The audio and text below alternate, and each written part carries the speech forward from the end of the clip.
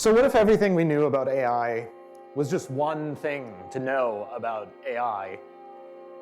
I ask this because I'm an artist, and as an artist, I think a lot about the power of stories and the power of myths. I also work with artificial intelligence, and part of my work as an artist is to find new stories and to find more interesting and more useful myths. Every AI product is a product. It's a product that companies sell, but it's also the product of a way of thinking that led to the development of these products, but doesn't always understand what those products will do in the world. Artificial intelligence is the product of a specific model of the human mind and a specific set of priorities.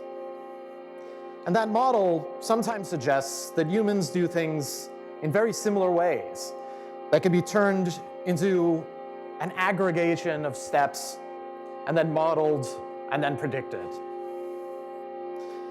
But if you talk to enough humans, and especially if you talk to enough artists, you come to realize that there is no one human mind, no one human way to do things or to solve problems. My work as an artist is to contest metaphors and transform assumptions into questions. My work as a digital media artist reflects my work in research. And my goal is to scrape back some of the myths that come from the worldview that has built artificial intelligence. My goal is to not let these metaphors of how machines work shape our understanding of ourselves. The work of artists is to challenge the myths and metaphors that turn humans into machines rather than acknowledge that this machine is not yet aligned with all that we can do. We might call this GP humanism. I define my relationship to AI as adversarial. I want to tear these systems apart because I want to make sense of them. I want to find space where other stories and other ways of thinking can come in. That's what artists who grapple with technology are always doing. We're looking at myths and we're asking, whose myths are they? And what if we thought about them in some other way?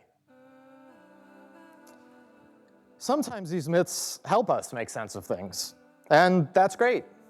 But sometimes these myths can obscure certain truths. So it seems vital as we grapple with this new arrangement, this newly emerging infrastructure of AI, to consider it through the lens of as many myths and stories and metaphors as we can. When we shift the frames through which we look at the world, we may find that some of the problems we have with AI are a result of the way we explain it to ourselves. With artificial intelligence, we are awash in a sea of metaphors that make us rethink what it is to be human. And maybe that's not a bad thing. In fact, maybe it's an opportunity to decenter the human as the sole decider of what matters on this planet, a mindset that has wreaked ecological and political havoc. But it's worth pointing out that AI is very human indeed. The metaphors that define it are human metaphors.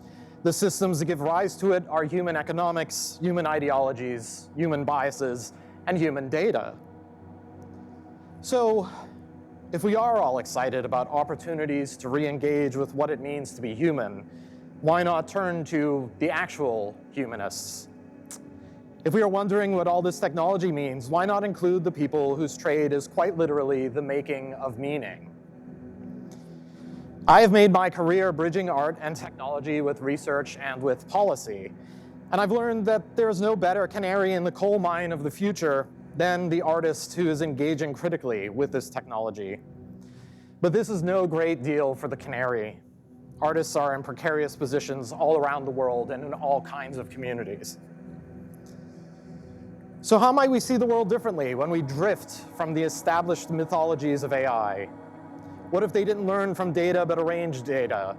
What if we saw it not as a neural network, but as a murmuration of starlings, densely organized, highly reactive, but also shifting at the slightest provocation? Isn't that a more accurate way of describing a so-called hallucination?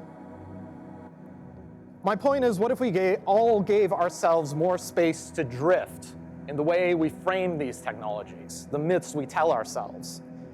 What changes when we look at AI as an ecological actor, as an alien intelligence, or even as a parasite or a ghost?